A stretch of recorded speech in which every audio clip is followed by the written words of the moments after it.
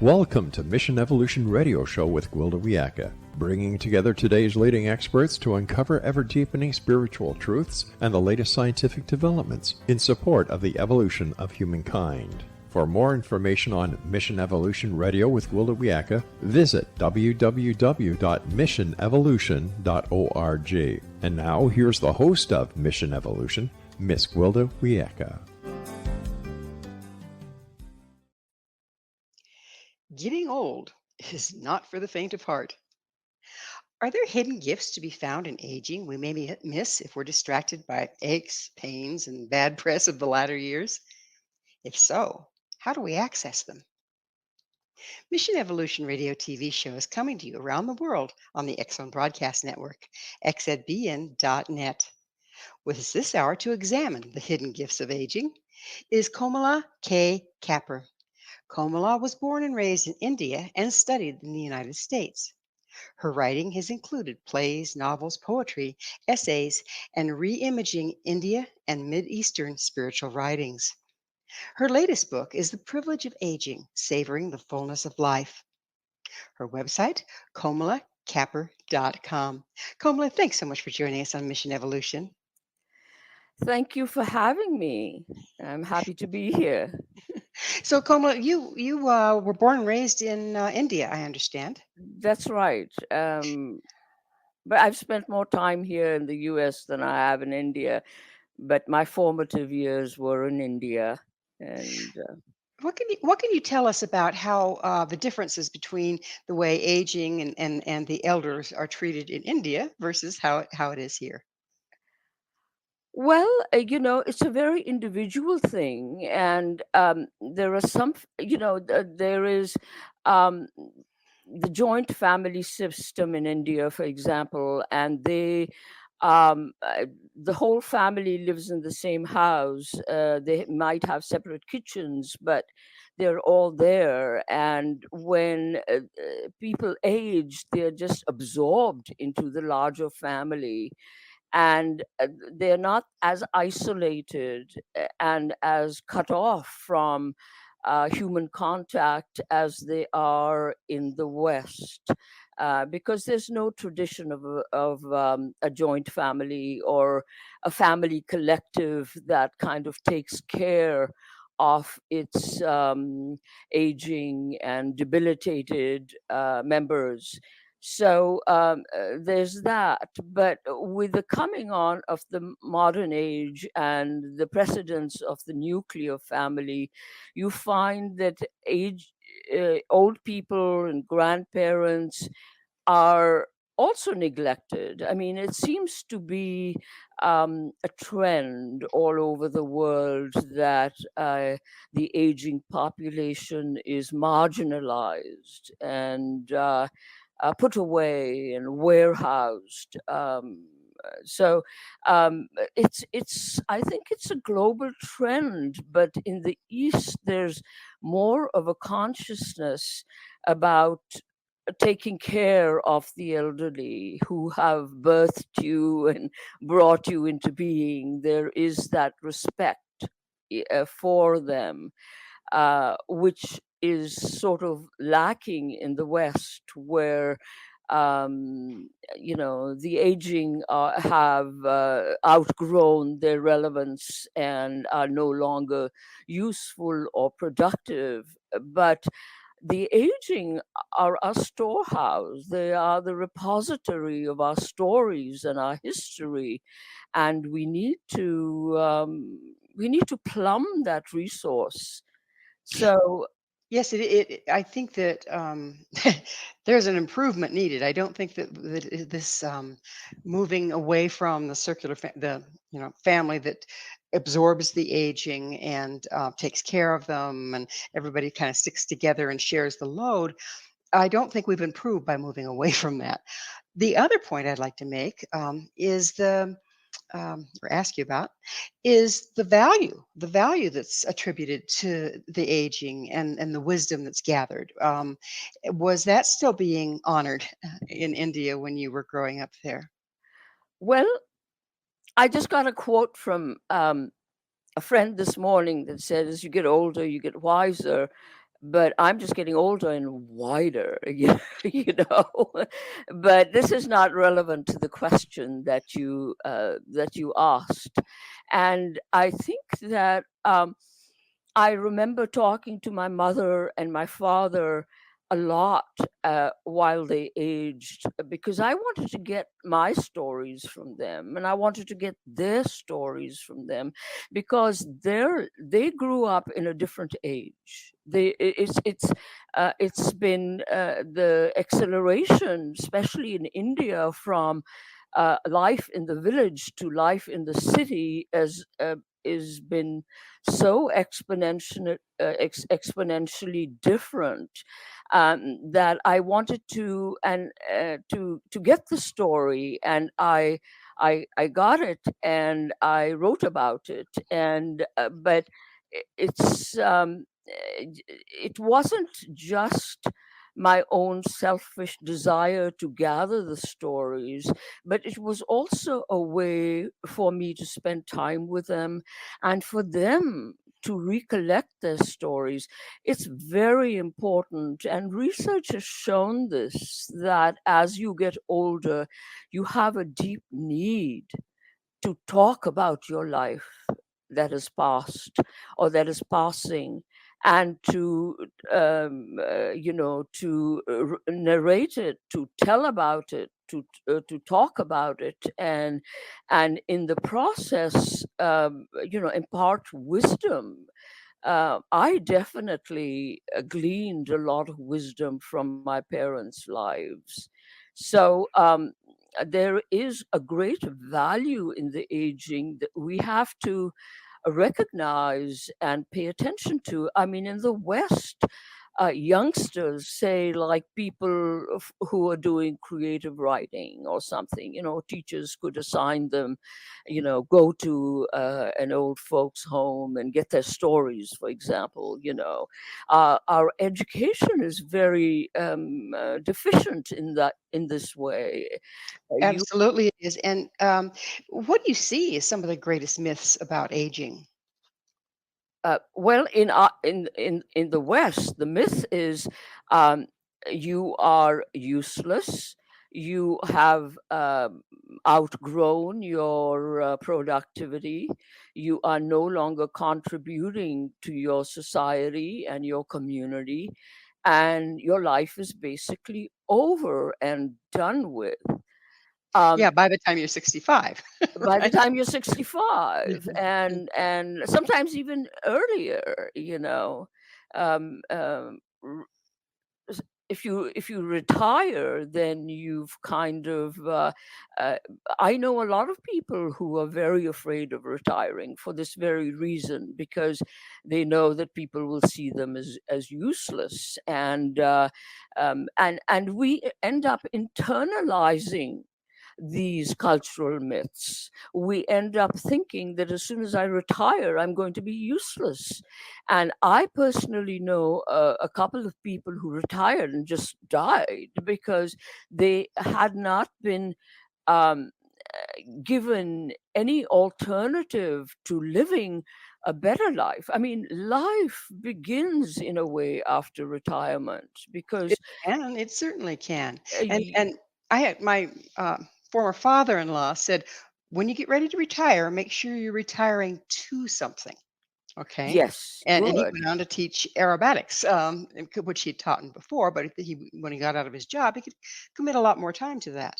And writers, the people that do their best writing, are usually quite a bit into their dotage because they have that substance. And yet people don't recognize that substance. What do you think is happening to our society as a result of people just retiring and giving up, and people not valuing the wisdom that they could share? Well, it's just accelerating the dysfunction of this society. It is a part of the general tendency in the Western culture to pay so much attention to appearance and productivity.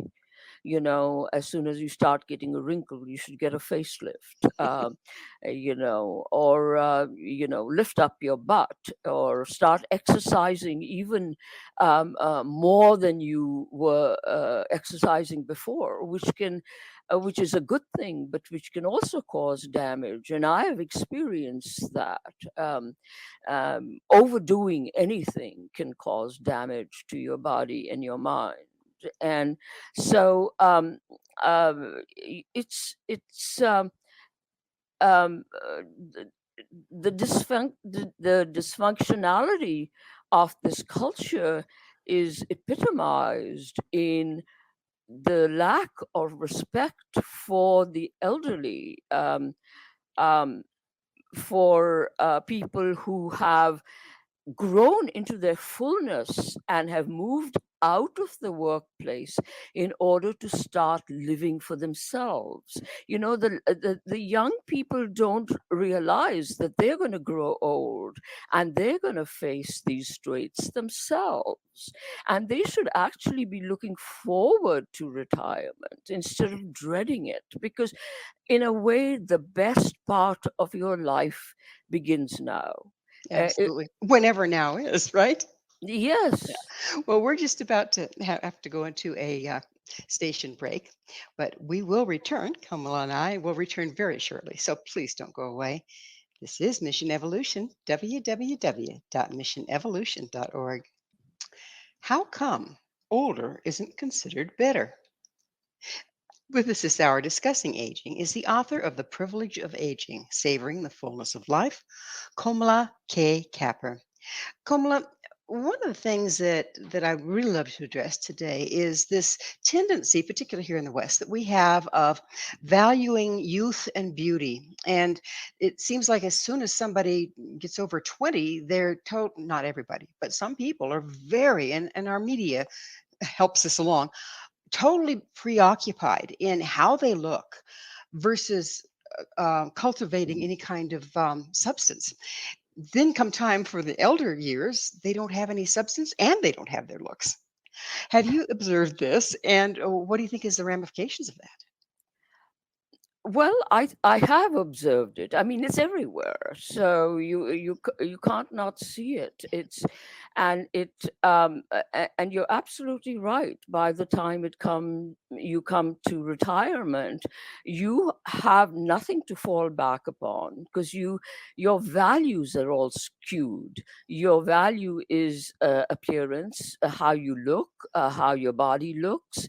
And once you have lost that, and it's inevitable for us to lose that, and we have not been educated. Our college, uh, school education has not been geared towards teaching us the values that endure. Youth and beauty do not endure. That is the truth. And it's because there is no rooting and foundation in wisdom.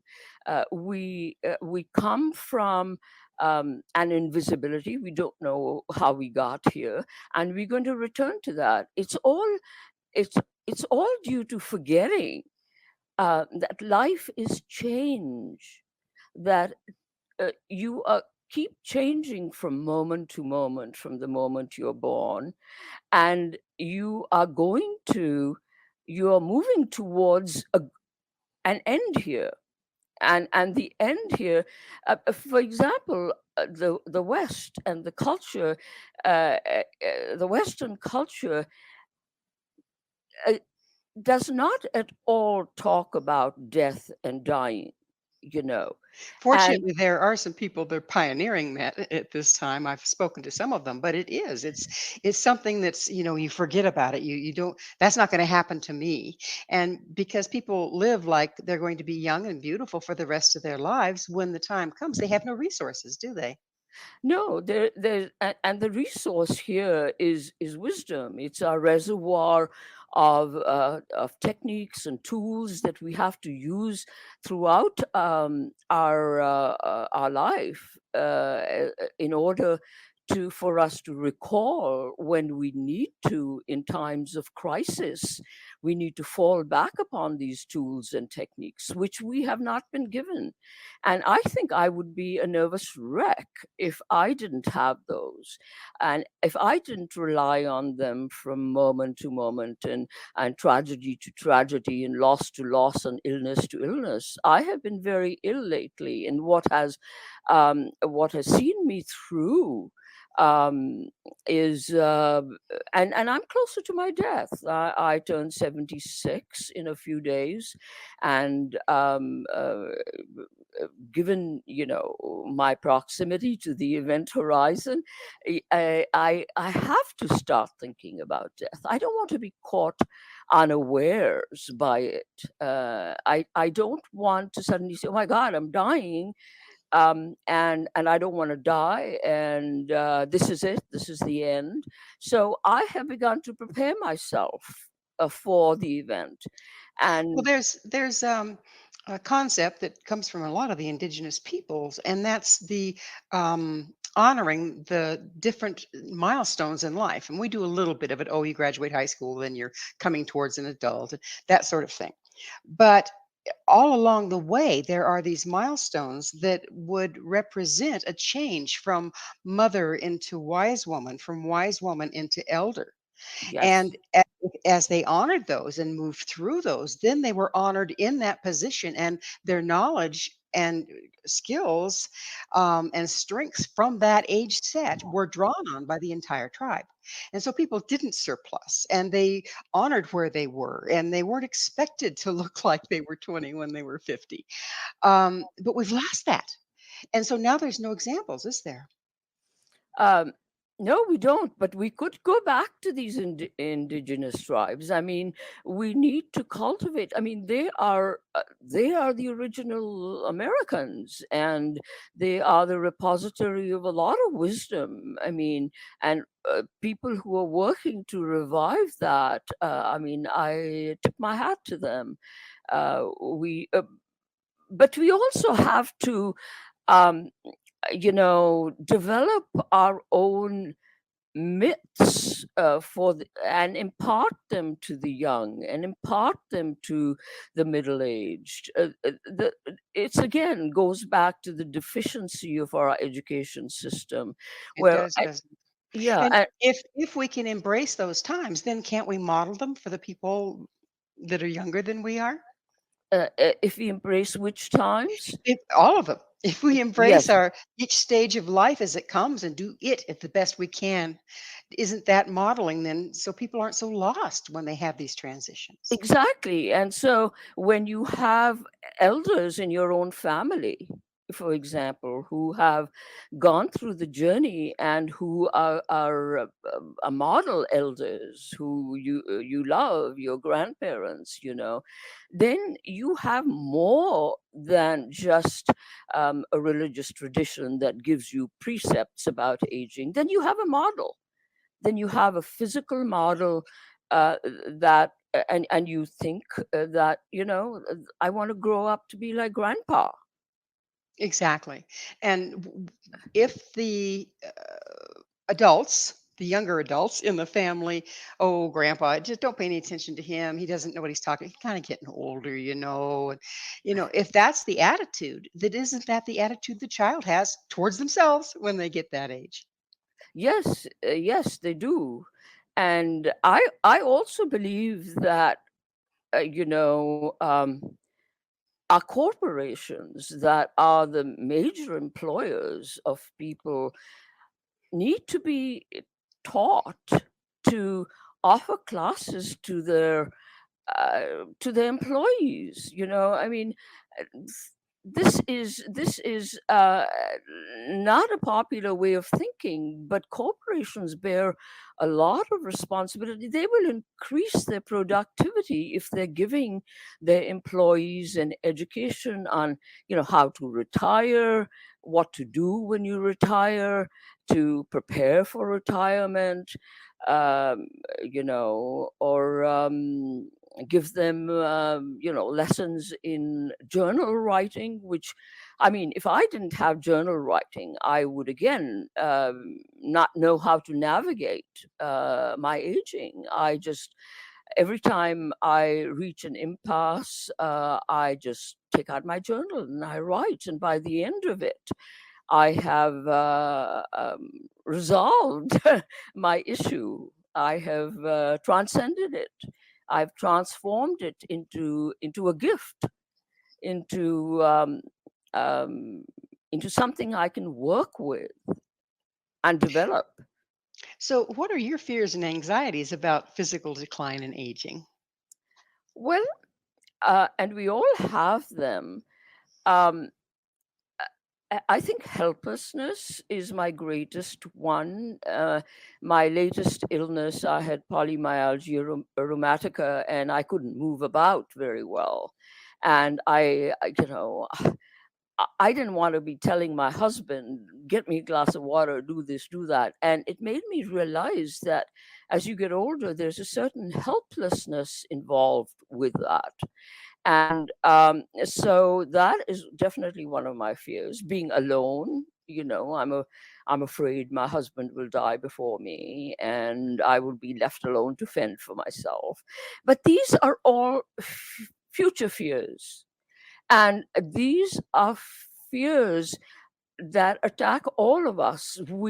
It's like Mark Twain said, I've known a lot of trouble that didn't happen, you know. Yeah, borrowing trouble. Yes, and so my way of dealing with my future fears is that I go by my guru's words. He says, "Let not the mind think of tomorrow. The tomorrow will take care of itself." And I've known that from my own life. Every time I faced a hardship, help has come.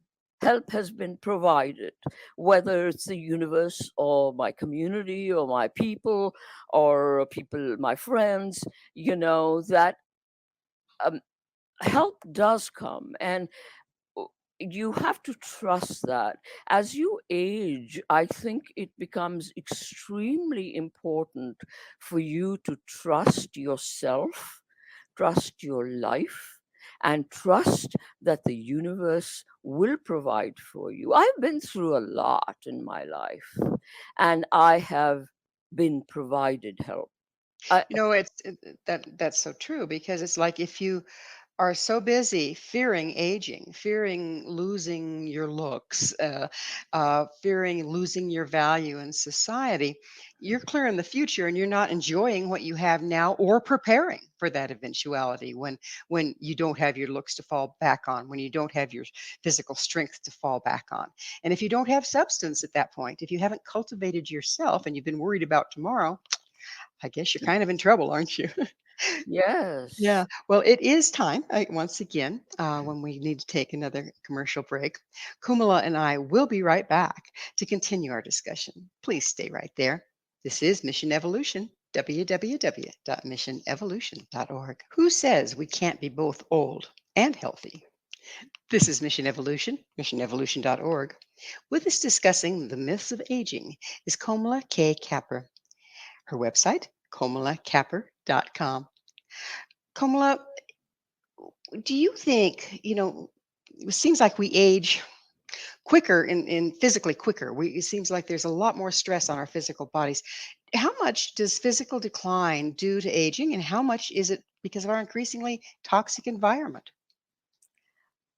I think that it's both, and I would add a third to that. Well, the environment we know is very toxic, and we know that. Um, and our environment includes the culture at large. Uh, Exactly.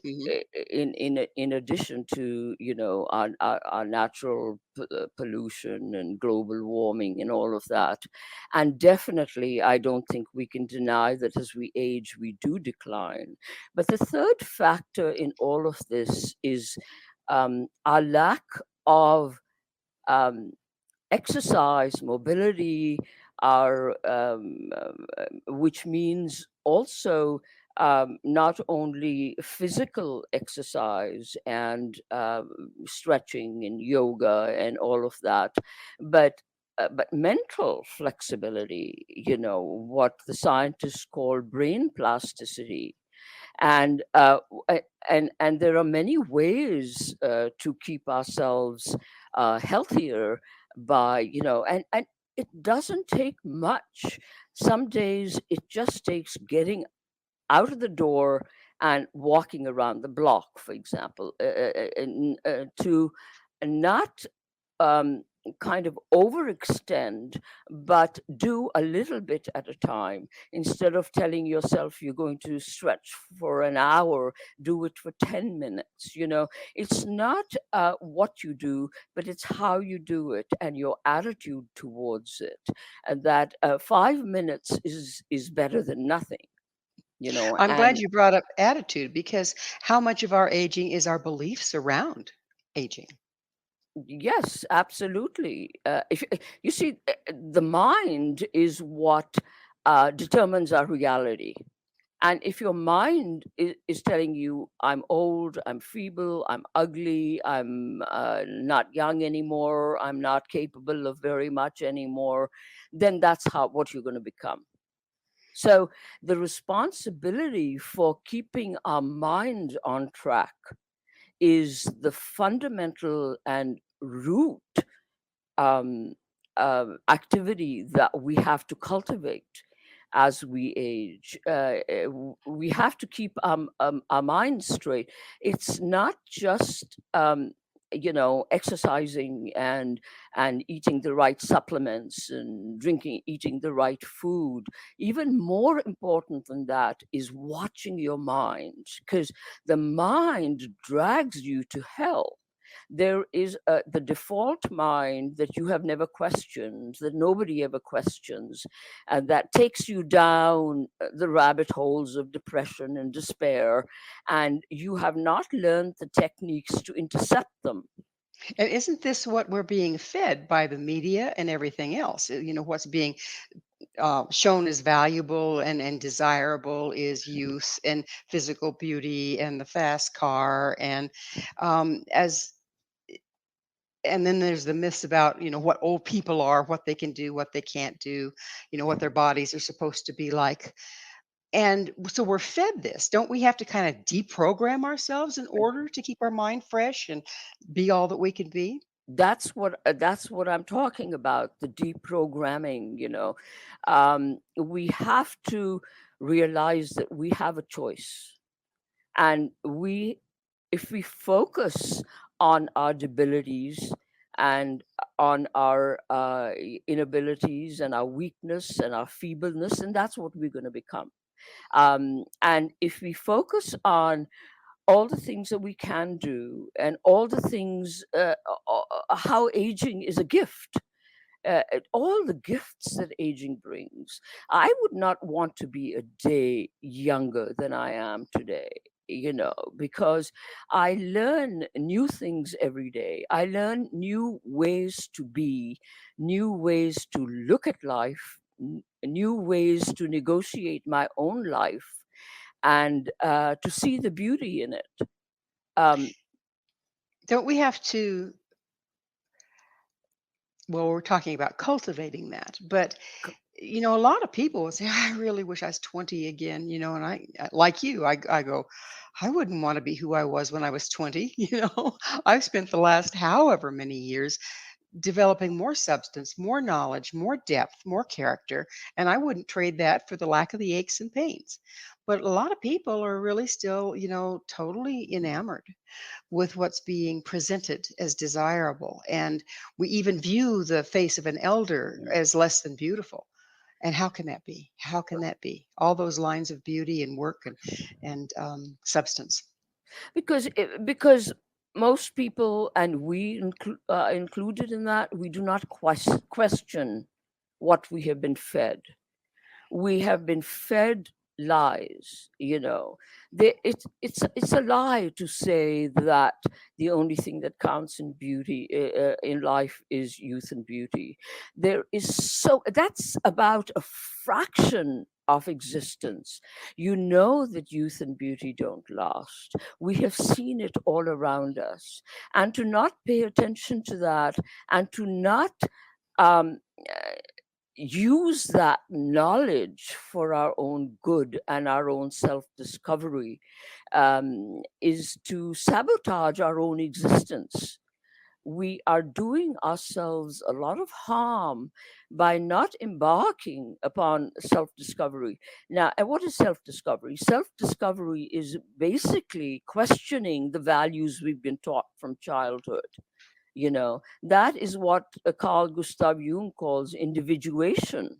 To come into yourself, to come into your wholeness, to come into your fullness, which is something you can only do after you retire, because what you've done all your life is you've been a wage slave.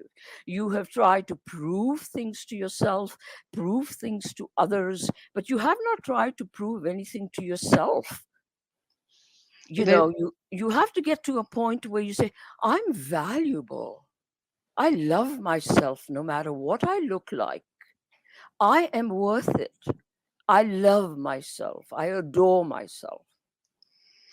is there a point beyond that when the focus becomes being in service to other? I mean, like you say, when you have a job and you're totally wrapped in the 9 to 5, that pretty much absorbs your attention, during your younger years.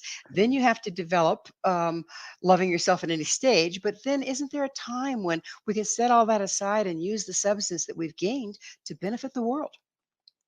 But and you can begin in your own life. Absolutely, you can begin in your own home. You can begin in with your circle of friends and your community, and you can broaden out into how you can contribute to the world, to peace in the world, to well-being in the world.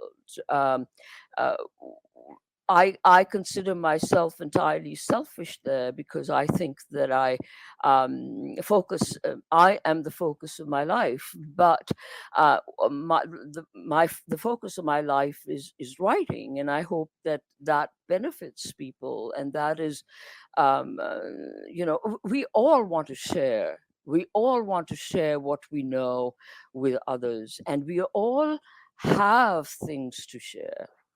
So, and we can start at any point. We can start the process of self discovery at any point. We can start at 60, we can start at 65, we can start at 70. We can say, okay, today's a new day.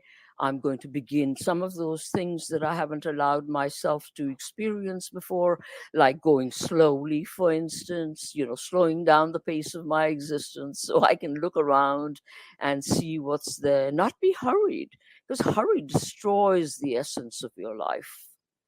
Um, you know you I've watched this in Walmart, say, for instance, the young people that have a job to get to and they're trying to take care of their kids. It's a really stressful time of life, and they're heading down with their carts and they're going 9-0. And then you have the retired people, they're standing in the middle of the aisles in the way of the person that's trying to get someplace visiting.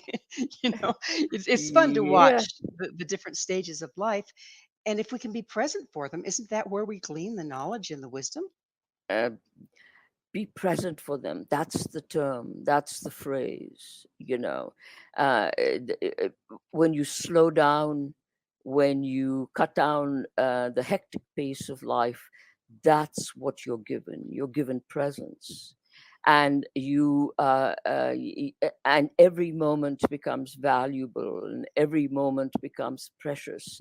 And when you're present, you relate more to people, you look at beauty more, you take time out to love yourself and nurture yourself, and you take time out to love and nurture others, because you have time.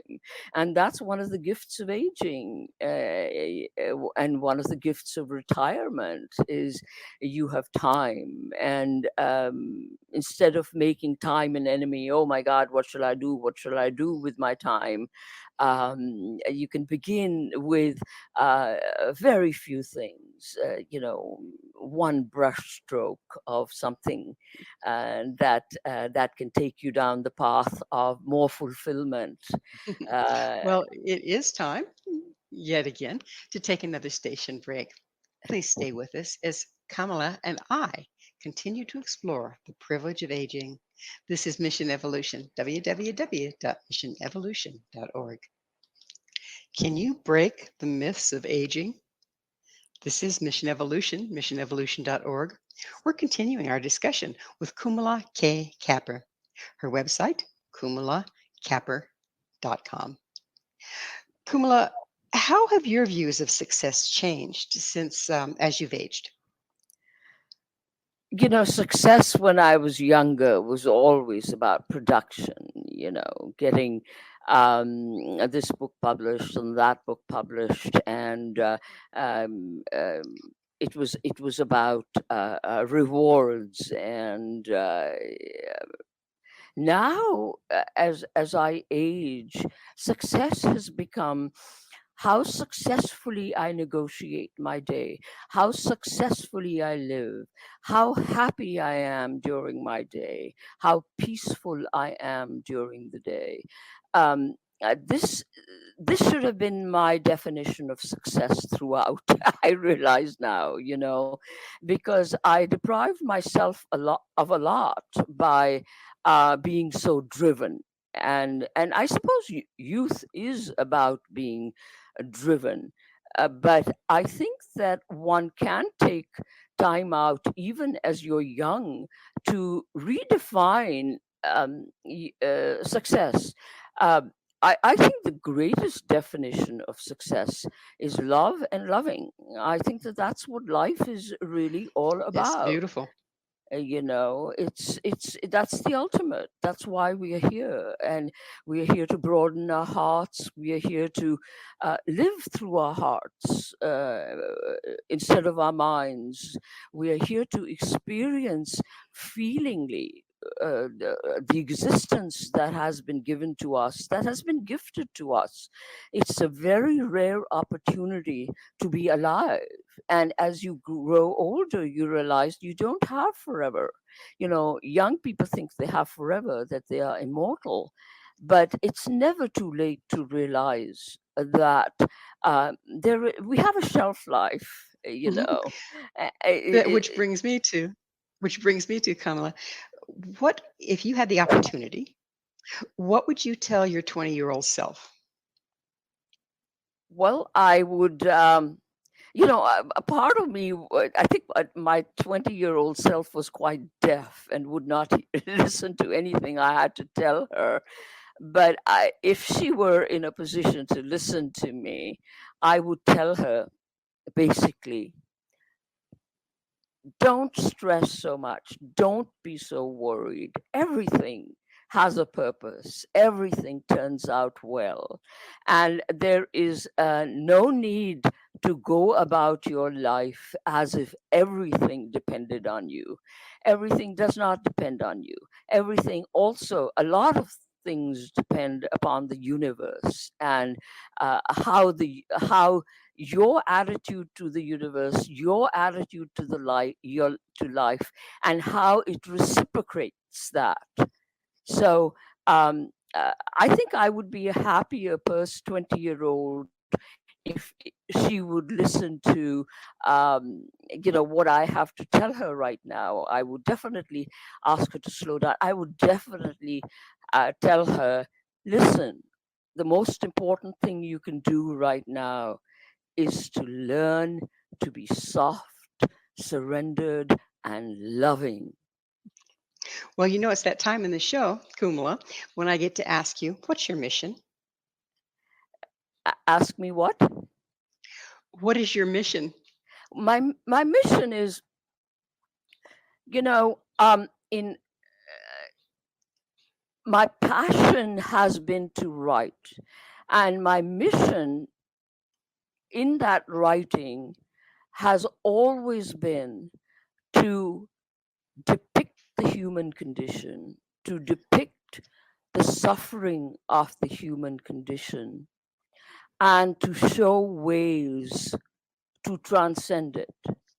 to show ways to move, embrace it, move through it, and to transcend it, and to transform ourselves, because we are here to evolve as human beings. We are not here merely to just live out our existence and then die. The greats and the guides of all traditions, East, West, North, South, has been discover yourself, know thyself, self examine. And these are all things I show how to do in my books. So that to share um, what I have learned with others, and from the response I get to my books, I feel that I have accomplished some of that mission.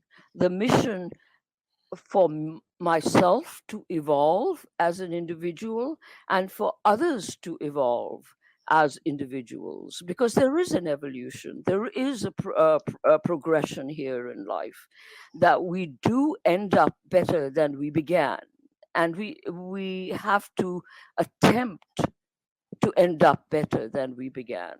And Well, if we freeze ourselves in youth, because that's the only thing that we value, where's the evolution in that? yeah, exactly. And then by the time we get to old age, we're a wreck. And have nothing to offer. And yeah, So it's a how has your spirituality or religious beliefs evolved as you've aged? oh, definitely they have evolved. You know, when I was young, I didn't pay much attention to it. It's only as I began to age that I realized my feebleness, my powerlessness, and these are all wonderful things to happen to one. You know, feebleness, powerlessness, tragedies, they are all the stuff that help us grow. They're the mulch.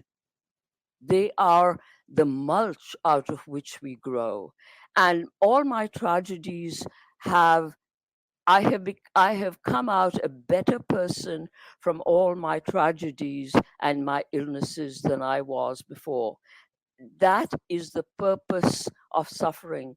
And because of them, I would say my spirituality has grown by leaps and bounds. My day um, begins with meditation. My day ends with meditation. And meditation is not the only spirituality there is. Meditation is how you treat yourself throughout the day, how you treat others throughout the day. Spirituality is being kind to yourself, being kind to others, seeing all as equal, no matter what color, what race, what gender. That is the highest spirituality, to transcend your prejudices and to see that all of us, all humanity, all races, all gender, we are one, and we share the same blood. We are consanguine. We have the same feelings. If we get hurt by somebody saying something to us, somebody else gets hurt also by the same thing. So we all hurt. We are all suffering, and we all experience pain, and we are all equal. In Indian mythology, this illusion that we are separate is the greatest illusion of existence, and it is false. We are It is not separate. it's one of the most damaging myths there is, isn't it? Yes, it is. And it's what causes loneliness, it's what causes despair, it's what causes isolation and depression and death and suicide and all of that. So we're just about out of time in the show, but I wanted to ask you, what advice do you have for Mission Evolution's worldwide audience about being all you can be as you age? You have to be open to being all that you can be. You can't close yourself off. Um, And you can't think that my life is over because I'm a certain age. That is the wrong thinking. You have to see every day as a new beginning. And what are the things that you can do that are new today? And it has to be nothing more than walking out of your door and looking at a flower and admiring a tree and feeling the breeze on your skin and realizing you're still here, you're still alive, and to respect and honor that existence by being grateful and by exulting in your aliveness. Gratitude is a hugely important part of the equation, isn't it? Absolutely. We would be nowhere without gratitude. And isn't that one of the first things that we lose when we start going into despair about not being young and beautiful and all those things anymore versus embracing what we are? Yes, I heard a little saying when I was quite young, and I've lived with that. I cried because I had no shoes till I met a man who had no feet. Hmm, that's You see, beautiful.